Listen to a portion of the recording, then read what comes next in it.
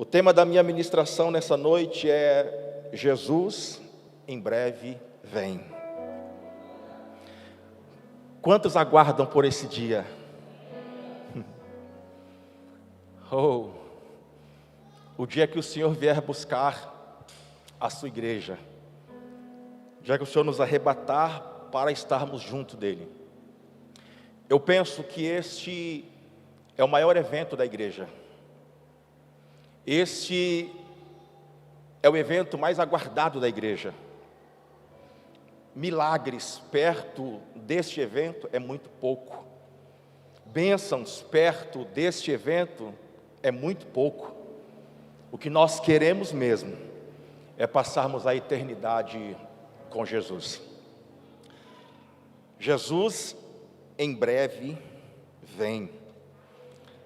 Abra tua Bíblia juntamente comigo em João,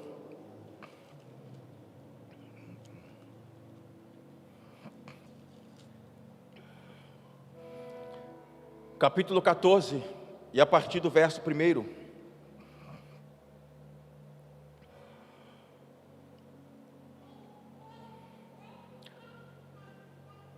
Evangelho de Jesus, segundo escreveu João, capítulo 14, verso 1, diz assim: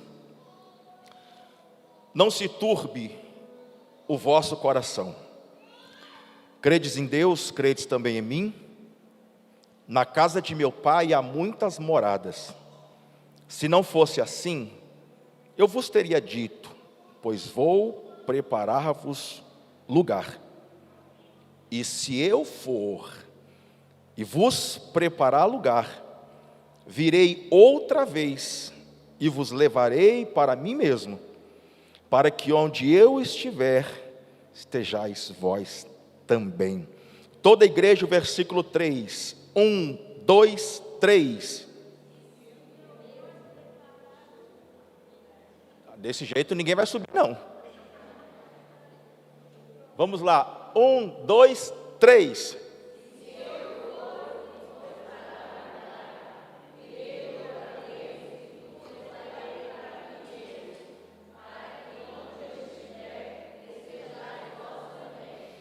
Quem dera fosse essa noite. Quem dera fosse antes de acabar esse culto. Aleluia. A conversa de Jesus com os seus discípulos, ela se dá num tom de despedida. Os discípulos sabem que está chegando o dia, está chegando a hora de Jesus cumprir a sua missão e voltar para a glória, voltar para a eternidade, voltar para os céus. E nessa conversa de Jesus, os discípulos sabem que está chegando a hora que Jesus vai deixá-los. E eu fico pensando que na cabeça dos discípulos, os discípulos eles estão bem tristes, porque Jesus já tinha anunciado para eles que Jesus ia voltar para o Pai. E aí, nesse ambiente, nessa conversa, Jesus percebendo o ambiente, Jesus percebendo a conversa, Jesus, ele olha para os seus discípulos e fala para os seus discípulos: não turbe o coração de vocês. O sinônimo da palavra turbar é perturbar, confundir, afligir e se inquietar. Em outras palavras, o que Jesus está falando para os seus discípulos é: não fiquem aflitos, não fiquem confundidos, não precisa vocês ficarem inquietos. E por que Jesus está falando para os discípulos que eles não precisavam ficar inquietos? Porque eles tinham uma promessa, eles tinham uma palavra. E qual era a palavra que Jesus havia liberado sobre eles? Eu vou, mas eu vou voltar. Então Jesus disse: não, guarda o coração de vocês, não precisa ficar assim. E algumas vezes, assim como os discípulos, somos nós que estamos precisando ouvir Jesus falar para a gente: não turbe o coração, Não fique inquieto. Credes em Deus, credes também em mim, porque algumas vezes o nosso coração está aflito, porque algumas vezes o nosso coração está inquieto, porque algumas vezes o nosso coração ele está com falta de esperança, e algumas vezes nós precisamos ouvir Jesus falar para nós: calma, não turbe o coração, fica tranquilo. Gente, vamos dar um desconto para os discípulos. O momento que os discípulos estavam passando não era um momento fácil. O momento que os discípulos estavam passando era um momento de profunda pressão, era um momento de agonia, estava chegando a hora da despedida. E vamos concordar, a despedida é difícil. Toda despedida, ela é difícil. Algumas despedidas, elas são feitas com traumas. E os discípulos, sabendo que está chegando a hora de se despedir, o ambiente ficou tenso. E aí Jesus traz esta palavra para eles: não turbe o coração de vocês, fica tranquilo, eu vou. E eu vou preparar um lugar. Na verdade, o que Jesus está dizendo para os discípulos, Jesus não está dizendo para os discípulos que Jesus vai preparar um lugar, vai preparar um cômodo, vai construir um quarto, vai construir um convite para quando os discípulos chegarem na eternidade, já está tudo pronto para eles. Na verdade, Jesus não está falando nesse sentido. Jesus está dando ênfase para tudo aquilo que o Pai já havia criado para que os discípulos de Jesus pudessem desfrutar quando eles chegassem na eternidade. Agora, percebe que o discurso de Jesus não era simplesmente um discurso vazio. O discurso de Jesus não é simplesmente um discurso com ausência de responsabilidade. Não era simplesmente um discurso para trazer uma calmaria, para trazer uma paz momentânea para os seus discípulos, no sentido de que naquele momento os discípulos ficassem tranquilos, ficassem despreocupados. Não, como alguém que se depara com uma outra pessoa aflita, preocupada, e alguém chega e fala assim: olha, calma o coração, vai ficar tudo bem, calma, vai passar, vai dar tudo certo. Só que no fundo a pessoa sabe que não vai dar tudo certo. No fundo a pessoa sabe que o pior já aconteceu, que aquela pessoa ela vai ter que lidar com aquele momento de frente, de cabeça erguida. Só que esta questão de chegar para alguém e falar assim: olha, fica tranquilo, vai dar tudo certo, na verdade a pessoa ela quer trazer uma paz momentânea, ela quer trazer um conforto momentâneo. Só que o discurso de Jesus para os seus discípulos não era para trazer um discurso, uma paz momentânea. A palavra de Jesus para os seus discípulos, ela estava carregada de verdade. Não era apenas um discurso para aquele momento, era um discurso, era uma segurança que os discípulos estavam recebendo de Jesus, e eles iam carregar aquilo até o dia em que eles encontrassem Jesus novamente na eternidade. Jesus disse para os seus discípulos: não turbe o coração, eu vou preparar um lugar e eu vou voltar para buscar vocês. Os discípulos de Jesus, quando em Atos capítulo de número 9, os discípulos, Atos capítulo 1 e versículo 9, os discípulos eles estão vendo Jesus se ascendendo aos céus, e eles estão olhando para cima, e eles são mais uma vez confortados pelos anjos com aquela promessa que eles haviam recebido de Jesus em João 14.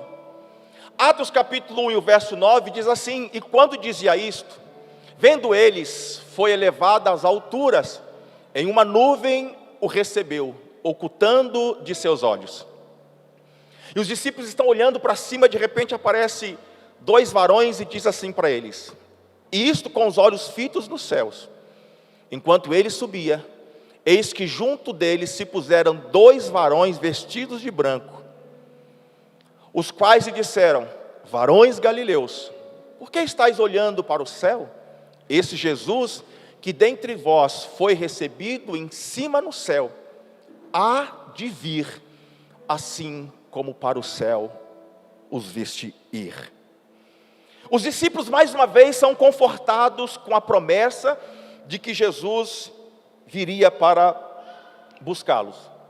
Só que antes de Jesus cumprir a sua promessa, antes de Jesus voltar para buscar o seu povo, a Bíblia nos relata que antes de Jesus voltar, alguns sinais vão acontecer. Mateus capítulo de número 24.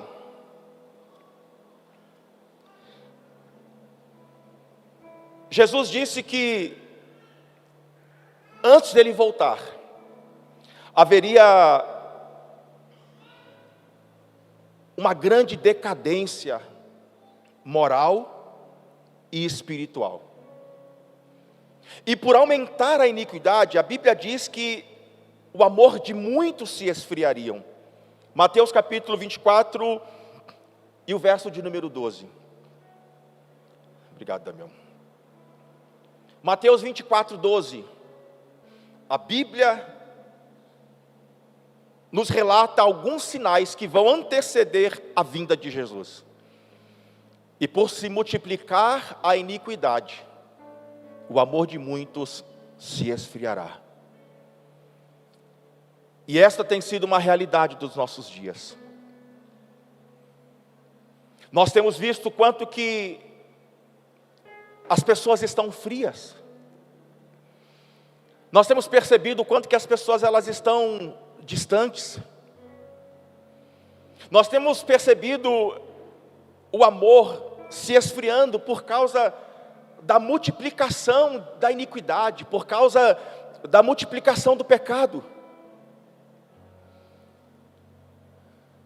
E uma das coisas que eu tenho pensado bastante, que o que tem feito o amor de muitos se esfriar, é que muitas pessoas elas estão se alimentando da indignação, ao invés de se alimentarem da palavra. Porque quanto maior nós vamos nos deparando com o pecado, quanto maior nós vamos nos deparando com a iniquidade, se nós formos alimentando o nosso coração, se nós formos alimentando a nossa alma desse sentimento, nós vamos nos fechando.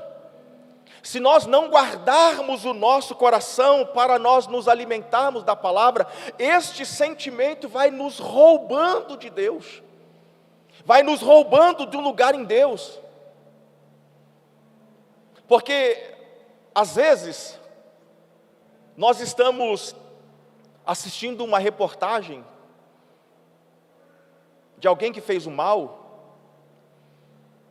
e aí a gente começa a torcer. Se a polícia estiver perseguindo, a gente começa a torcer e falando: atira nele, mata ele, acaba com ele. E a minha fala nessa noite, eu não estou aqui falando que eu não deva ficar indignado. Eu fico indignado com algumas coisas, mas alguém? Nós ficamos indignados com algumas coisas.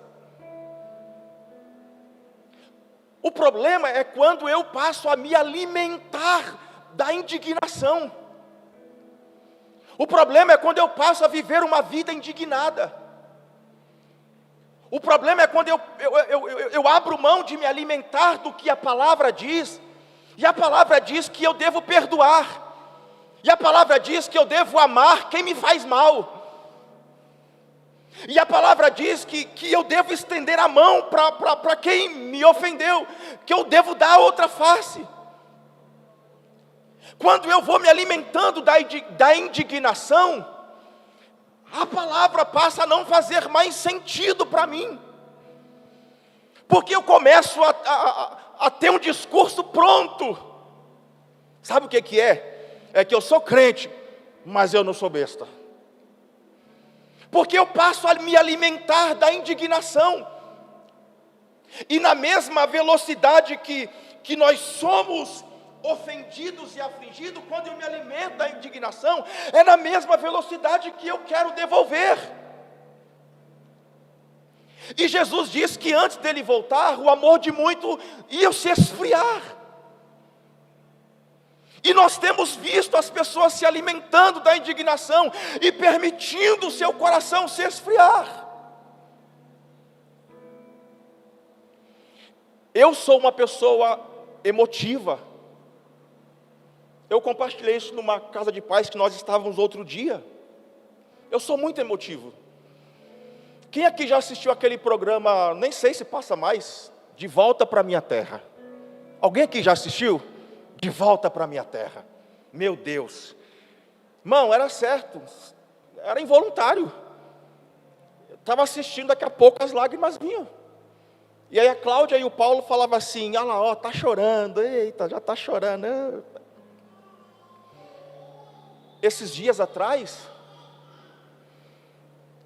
estava eu e a Cláudia em casa e estava passando alguma coisa semelhante. E aí ela já olhou para mim e falou, eita, deixa eu ver, já está chorando? E eu falei, não, estou chorando não. Sentimento nenhum. Falei na brincadeira, só que naquele dia me acendeu uma luz. Eu comecei a pensar. Eu comecei a olhar para dentro de mim. Comecei a me investigar por dentro. E a pergunta que eu fiz para mim é, ô Henrique, por que tu não chorou? O que está acontecendo? O que está acontecendo? Tu não chorou por quê? Me acendeu uma luz. E se nós não percebermos, nós vamos nos fechando para os sentimentos. Nós vamos ficando pessoas frias de relacionamento. Nós vamos ficando pessoas frias no relacionamento com as pessoas. Nós vamos nos tornando pessoas frias no nosso relacionamento com Deus. Porque nós passamos a fazer as coisas no modo automático, sem se emocionar. Às vezes nós estamos tão frios, que não nos lembramos mais qual foi a última vez que nós choramos na presença de Deus. Qual foi a última vez que a presença de Deus nos tocou de tal forma que as lágrimas vieram?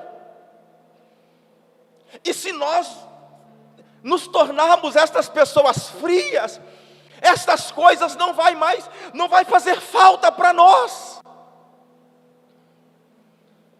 Se você é alguém que está aqui, ou alguém que está em casa e faz tempo que não chora na presença de Jesus, não saia daqui essa noite sem derramar uma lágrima na presença dEle. Não permita a iniquidade, o pecado desse tempo fazer você esfriar o amor. Eu oro para que essa noite nós possamos inundar no oceano de amor, porque esta é a característica da igreja. A igreja é conhecida pelo amor. A igreja é conhecida pela forma de servir. A igreja não pode perder a sua capacidade de amar. A igreja não pode perder a sua capacidade de servir em amor.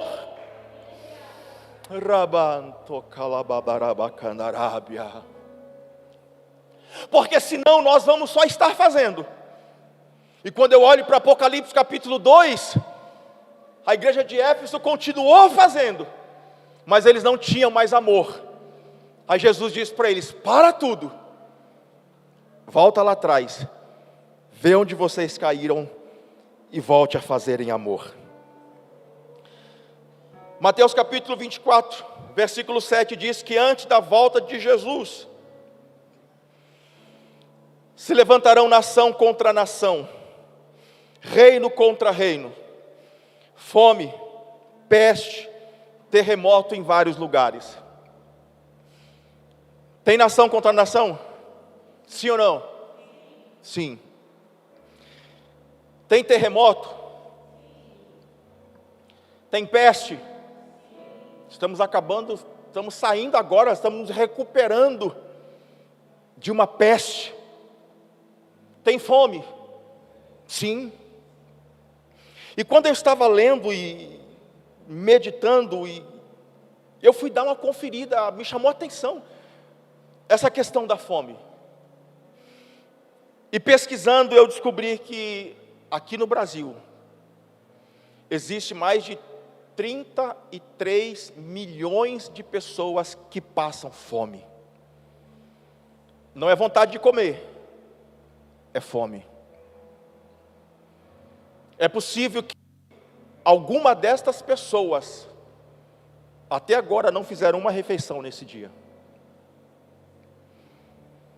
Segundo a ONU, mais de 828 milhões de pessoas passam fome no mundo. Se o número já era grande, depois da pandemia, aumentou mais de 150 milhões de pessoas que passam fome.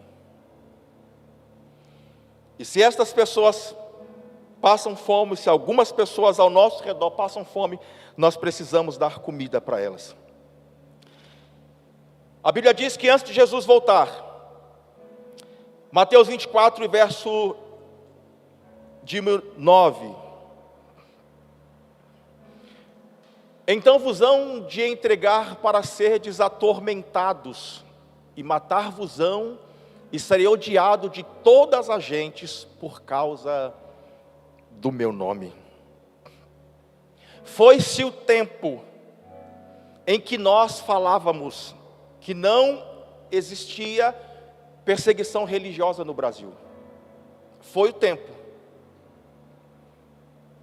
Porque se nós buscarmos, existe no Brasil, onde nós enchemos a boca para falar, nós estamos num país laico, nós temos liberdade religiosa, é verdade.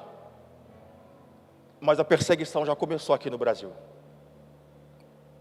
Se nós olharmos, poderíamos aqui falar inúmeros nomes, mas nós temos visto que pastores que se levantam defendendo a Bíblia são perseguidos. Talvez você, no teu ambiente de trabalho, de repente, se você levantar uma pauta da Bíblia, é possível que você seja perseguido. E a Bíblia diz que antes de Jesus voltar, haverá uma grande perseguição.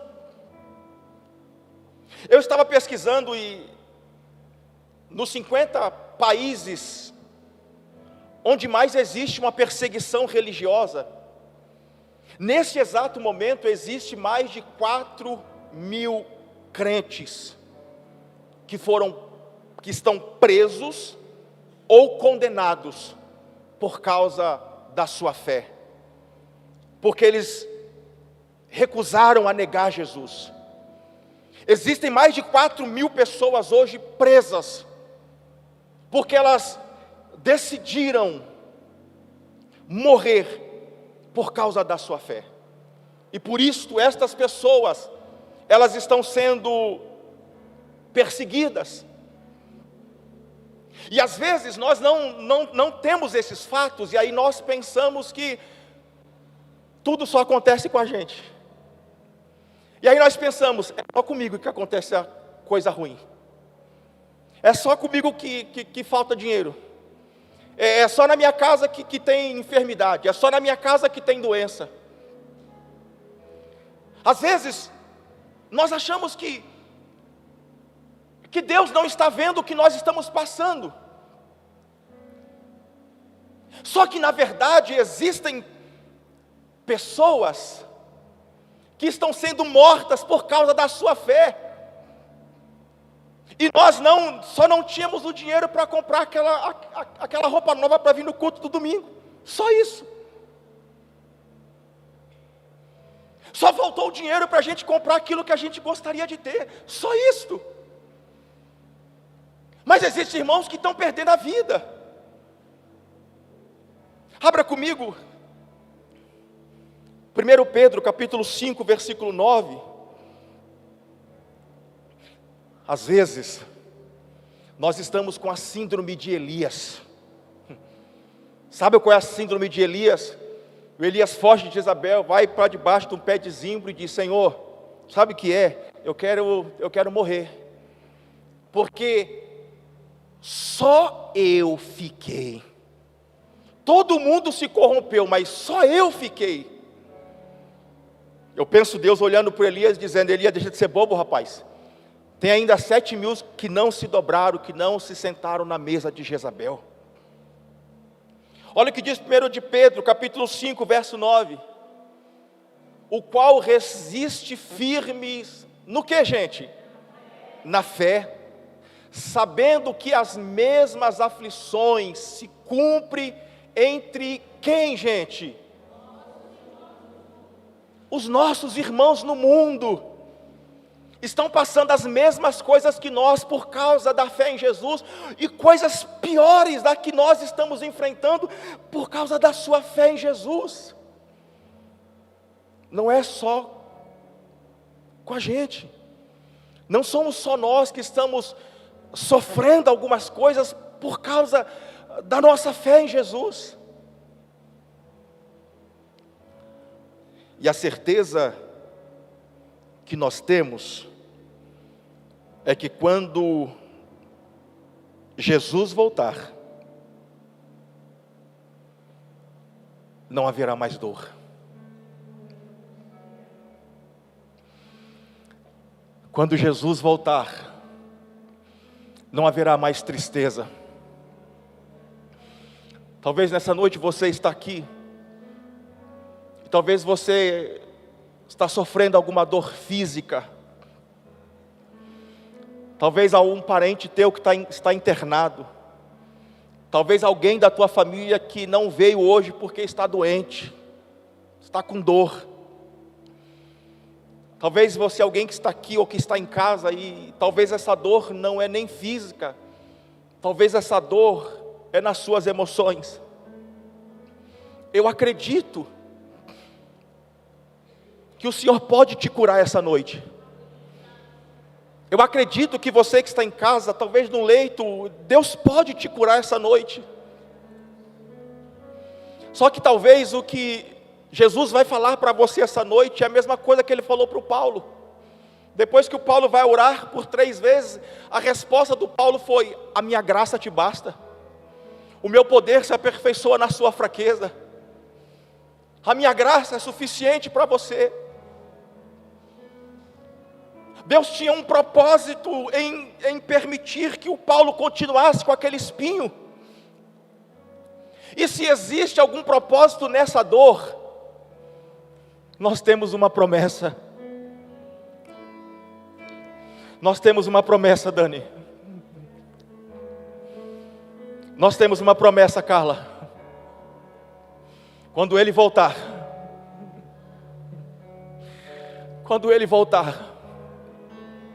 não haverá mais dor. Quando Ele voltar, não haverá mais tristeza.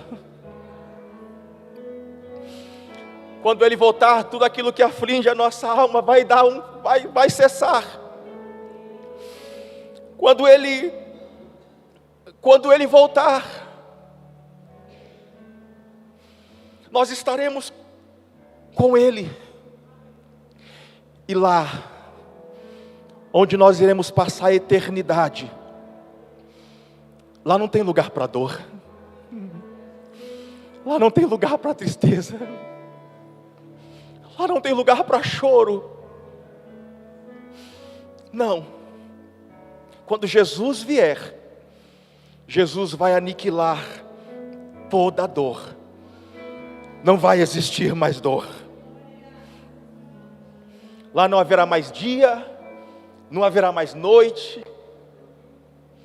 Nós estaremos com Jesus para sempre. Aleluia.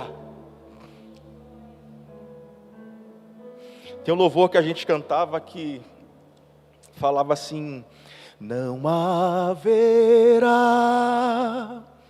mais noite ali, não haverá nenhum clamor. Verei os olhos de Jesus e tocarei seu rosto enfim.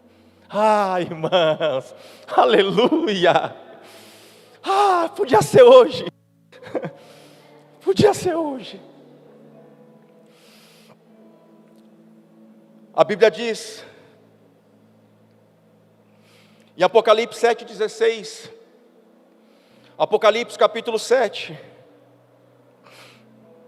e o verso 16 e 17, nunca mais terão fome. E esses dias nós temos fome de tantas coisas. Nunca mais terão sede, nem sol, nem calma alguma cairá sobre eles. 17. Porque o Cordeiro que está no meio do trono os apacentará, e lhes servirá de guia para as fontes das águas da vida, e Deus limpará de seus olhos todas as lágrimas. Talvez você está aqui, ou você está em casa, está chorando por algumas coisas. Talvez você está chorando, talvez a partida de um parente querido que dormiu no Senhor. Talvez você nessa noite está chorando porque algumas coisas estão doendo. Mas nós temos uma promessa, que quando Ele vier, Ele vai enxugar dos nossos olhos todas as lágrimas. A vinda de Jesus será visível, todo olho verá.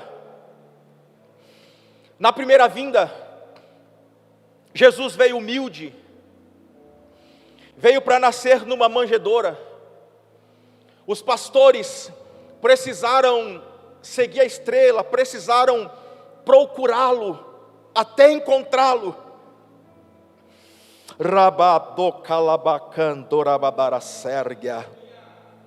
Mas na segunda vinda, na segunda vinda, quando Ele vier, Ele não vai vir mais humilde, Ele não vai vir mais escondido, Ele não vai vir numa manjedoura. Na segunda vinda, Ele virá como Senhor dos senhores, como Rei da glória. Ele virá como aquele que venceu. Ele virá como aquele que é digno de abrir o livro e desatar os seus 7 selos. E todo olho verá quando Ele raiar nas nuvens para buscar a sua igreja. E Ele vem.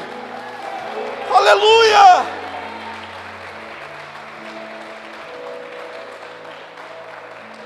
Apocalipse 1:7.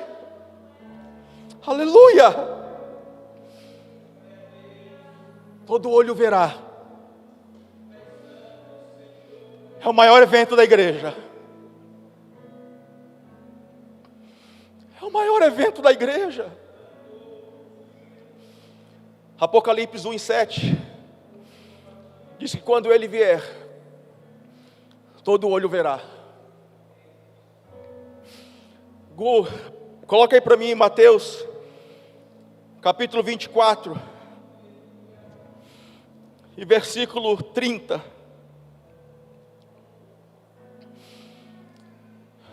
Então aparecerá no céu o sinal do Filho do Homem, e todas as tribos da terra se levantarão e verão o Filho do Homem vindo sobre as nuvens do céu com poder e grande glória. E ele enviará os seus anjos com rigor e clamor de trombeta, os quais ajuntarão os seus escolhidos. Tem algum aqui essa noite? Tem algum aqui essa noite? Em casa, tem algum escolhido aí? Desde os quatro ventos, de uma a outra extremidade dos céus.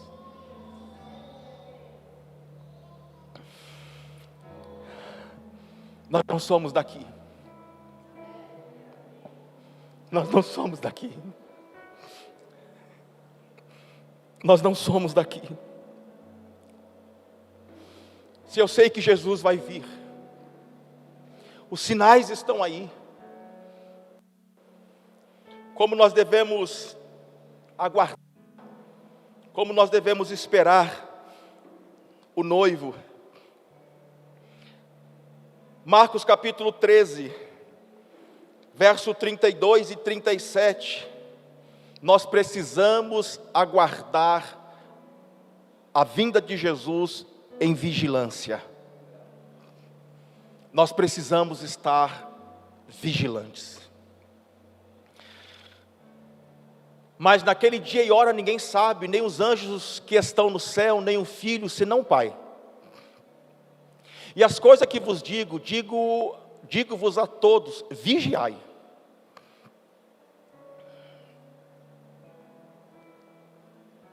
38? 32, volta lá no 32, por favor. 33.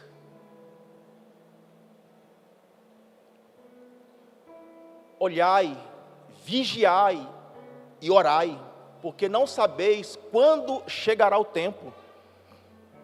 4. E como se um homem partindo para fora da terra deixasse sua casa e desse autoridade aos seus servos e a cada um a sua obra, e mandasse ao porteiro que vigiasse.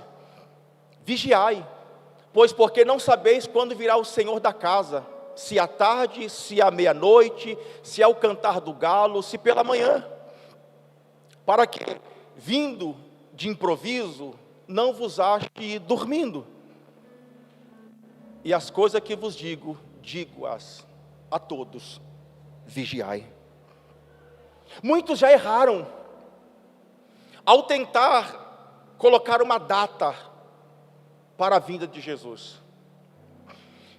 Muitos falavam assim: 2000 chegará, mas não passará. Quantas pessoas já colocaram uma data e erraram? Porque nós não sabemos o dia, nós não sabemos a hora em que o Filho do Homem, em que Jesus vai voltar para buscar a sua igreja. Nos 13 anos que eu trabalhei como segurança, uma das coisas que eu pude aprender é que nós trabalhávamos com prevenção. Por exemplo, eu trabalhava num banco e tudo que a gente fazia era prevenção. Porque se acontecesse o sinistro, se o pessoal conseguisse entrar para dentro do banco, acabou. Nós não tínhamos que fazer mais nada, não era mais com a gente. Agora era a polícia. Porque nós só trabalhávamos com a prevenção.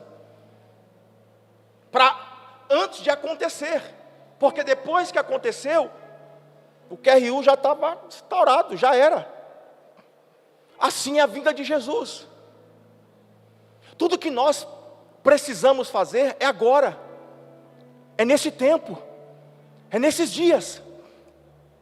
Porque depois que Jesus voltar, não tem mais tempo para se arrepender. O tempo de se arrepender é hoje. Quando Jesus voltar, não vai dar mais tempo de pedir perdão. É hoje. Quando Jesus voltar, não vai dar mais para nós falarmos que eu não sabia. Ninguém me falou. Eu não sabia que ia ser assim. Quando Jesus voltar, não vai dar mais tempo. Tudo que nós precisamos fazer é hoje. é agora, enquanto nós temos tempo. Enquanto o dono da casa nos deixou cuidando, vigiando, até o dia que Ele voltar. Nós só não sabemos o dia, mas nós sabemos que Ele vem.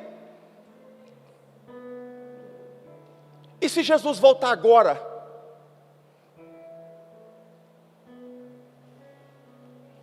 Se Jesus voltar agora, como está a tua vida?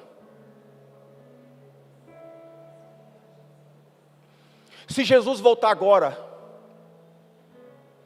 nós vamos recebê-lo com tristeza ou com alegria? Se Jesus voltar agora, qual vai ser o nosso canto? Jesus, espera mais um pouquinho que eu não estou preparado. Jesus, espera mais um pouquinho que eu não estou pronto. Jesus, espera mais um pouquinho que eu preciso resolver algumas coisas. Ou nós vamos dizer, Maranata, Maranata, ora vem, Senhor Jesus. Como está a nossa vida?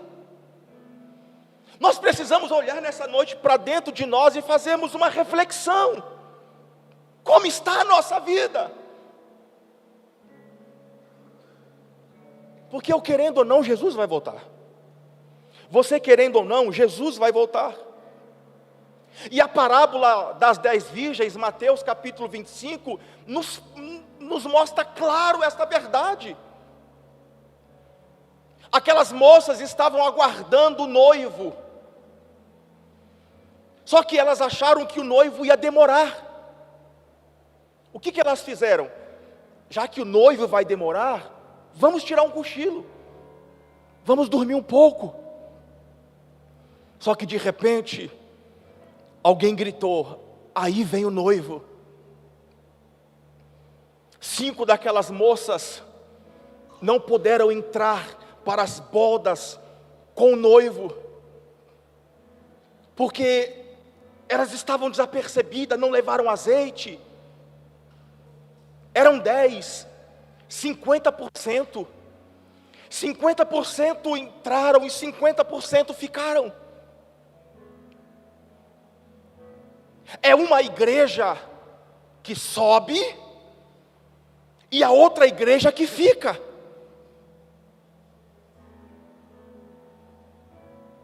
A minha pergunta qual é para nós? Se alguém gritar esta noite, aí vem o noivo. De que lado nós estamos? Do lado daquelas que sobem? Ou do lado daquelas que ficam? Todas estavam aguardando o mesmo noivo.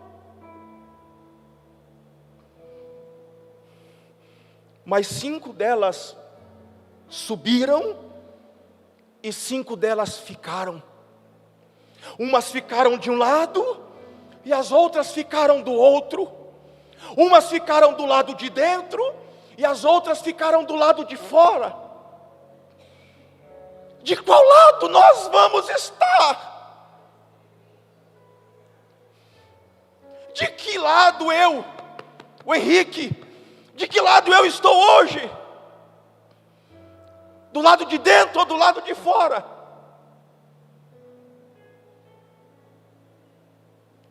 Como está a nossa vida, gente?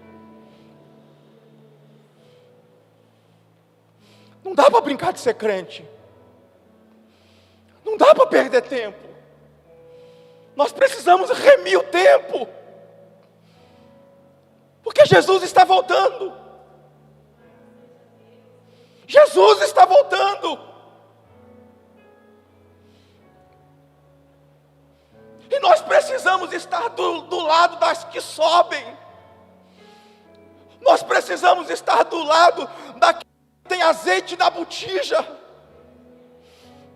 Daquelas que quando ouve-se a voz, aí vem o noivo. Daquelas que se levanta e diga, ora vem, Senhor Jesus, Maranata. Ando cala-sérgia. Porque às vezes nós conversamos com as pessoas, e a impressão que dá é que as pessoas vão passar a eternidade aqui na terra.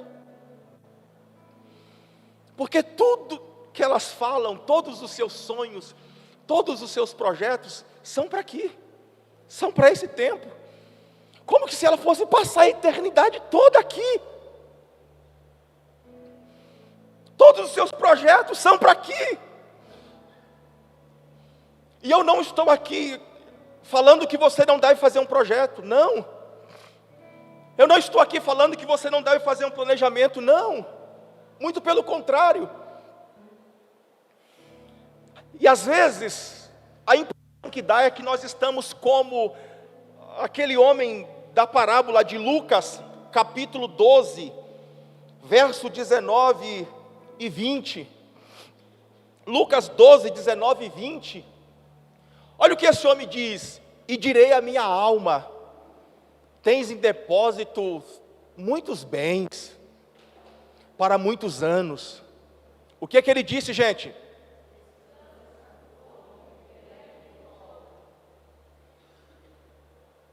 Para ele ia passar a eternidade aqui. O que é que ele está dizendo? Vou ficar tranquilo, vou ficar de boa, porque eu já fiz bastante. Eu vou ficar tranquilo porque eu já gerei bastante, então agora eu vou curtir. Agora eu vou ficar tranquilo, vou ficar de boa, porque eu já fiz bastante, vou tirar minha mão. E às vezes nós estamos assim. Estamos dizendo, eu vou tirar minha mão um pouco, porque eu já fiz demais. Às vezes nós estamos assim. Eu vou pisar no freio um pouco, eu vou tirar minha mão. Eu vou diminuir, eu vou reduzir aquilo que eu estou fazendo para o Senhor. Eu vou diminuir aquilo que eu estou fazendo para Deus, porque eu já fiz demais. A minha vida inteira eu estou servindo. A minha vida inteira eu estou fazendo alguma coisa para Deus. Agora eu vou tirar a mão. Vou ficar de boa. Vou curtir. Vou falar para minha alma, alma, fica tranquila. Só que a Bíblia diz, verso 20: mas Deus lhe disse, louco, esta noite pedirão a tua alma, e o que tens preparado, para quem será? Para quem será? Eu não estou aqui dizendo que você não deve comprar uma casa nova em 2023, não, compre uma casa linda. Eu não estou falando que você deva trocar o teu carro, ou mudar, ou comprar um carro novo. Compre o melhor que tiver, compre mesmo, e depois me convida para dar uma volta. Compre. Não é isso que eu estou dizendo. O que eu estou dizendo é: tudo que eu faço aqui precisa refletir na eternidade. Sabe por quê? Porque a casa nova vai ficar. O melhor carro que existe vai ficar. A beleza vai passar. Porque quando nós formos para lá, nós vamos num corpo glorificado. Todo o dinheiro vai ficar.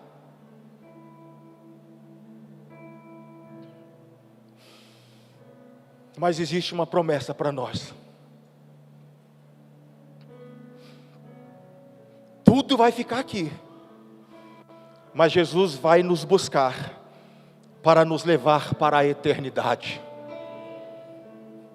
Tudo vai ficar aqui. Não vai ficar pedra sobre pedra. Não tem problema, porque nós não somos daqui mesmo.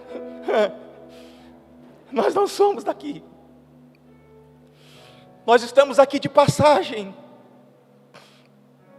Nós estamos aqui por um período.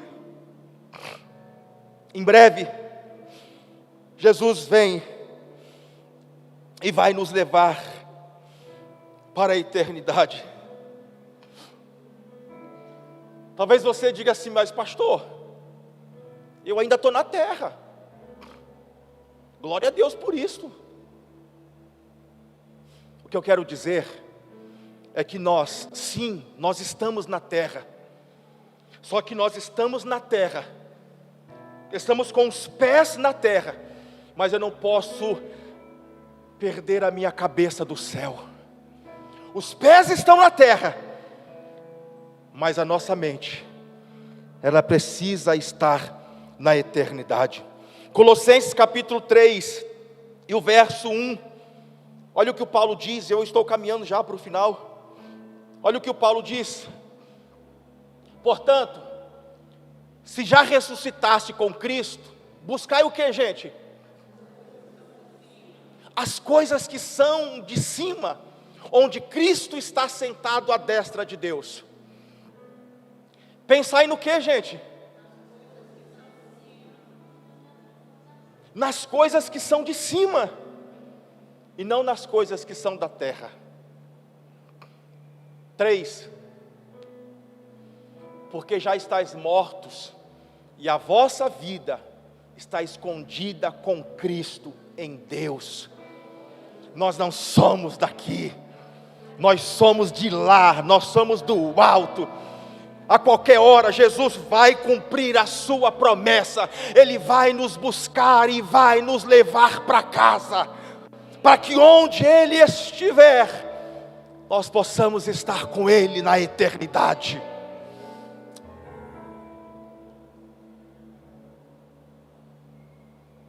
Precisamos aguardar a vinda de Jesus com muita expectativa.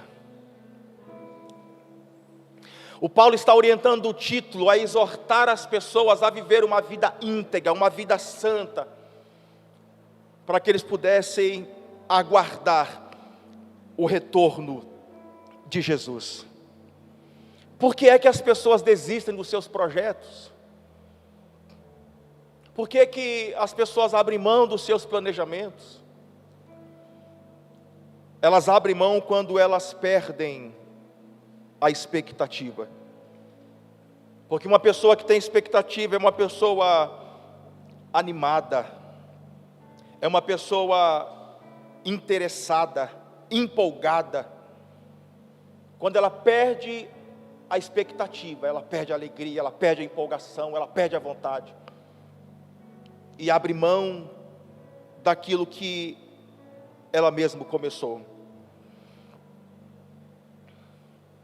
Quando ela perde a expectativa, ela passa a tratar aquilo que era tão especial como algo comum. Quantas pessoas perderam a expectativa da presença de Jesus, porque estão tratando a presença de Jesus como algo normal, como algo comum. Outros perderam as expectativas porque acham que a vinda de Jesus está demorando. É comum nós ouvirmos as pessoas falarem assim: esse negócio de vinda de Jesus, Jesus vai voltar. Eu ouço isso desde quando eu era criança e até hoje Jesus não voltou. Olha o que diz 2 de Pedro, capítulo 3 e o versículo 4. É o último versículo que nós vamos ler. Você pode ficar de pé? 2 de Pedro, capítulo 3 e o verso 4. Olha o que a Bíblia diz. E dizendo: onde está a promessa da sua vinda? Porque desde que os pais dormiram, todas as coisas permanecem como desde o princípio da criação. Por que algumas pessoas perderam a expectativa? Porque elas acham que a vinda de Jesus está demorando e que talvez Ele nem venha. Na verdade, é que a vinda de Jesus está mais próxima do que nós imaginamos. A verdade é que a vinda de Jesus está mais próxima do que nós podemos imaginar.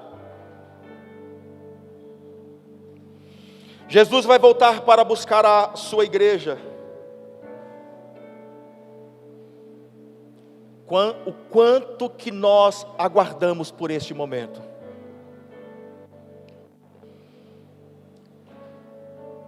Se eu sou alguém que estou aqui essa noite e perdi a expectativa da volta de Jesus,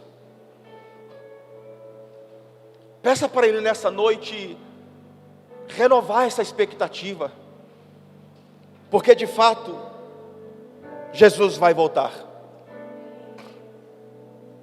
Se prepare,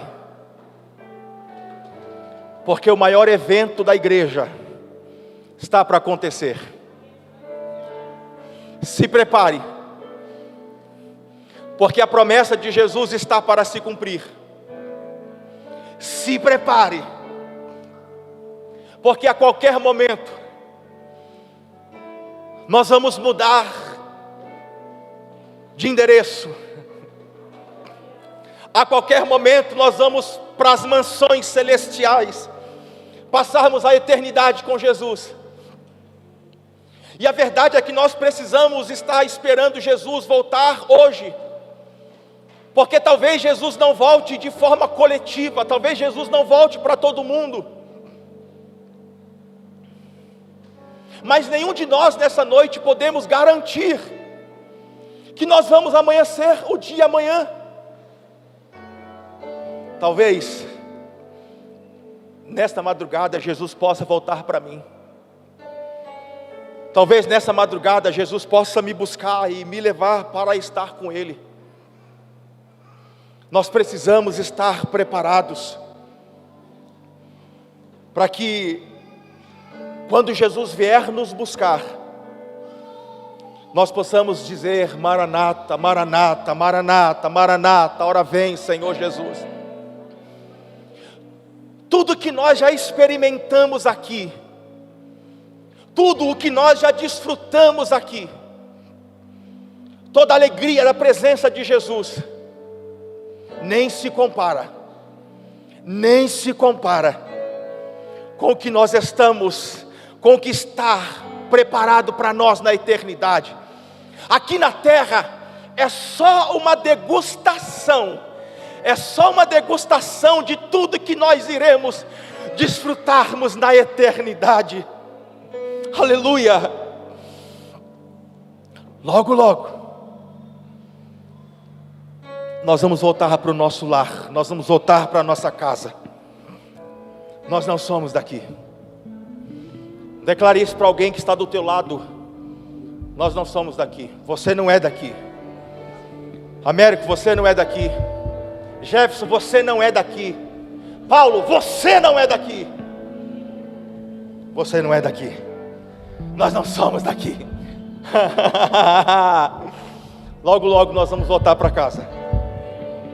Vamos louvar. Vamos adorar o Senhor. Aleluia.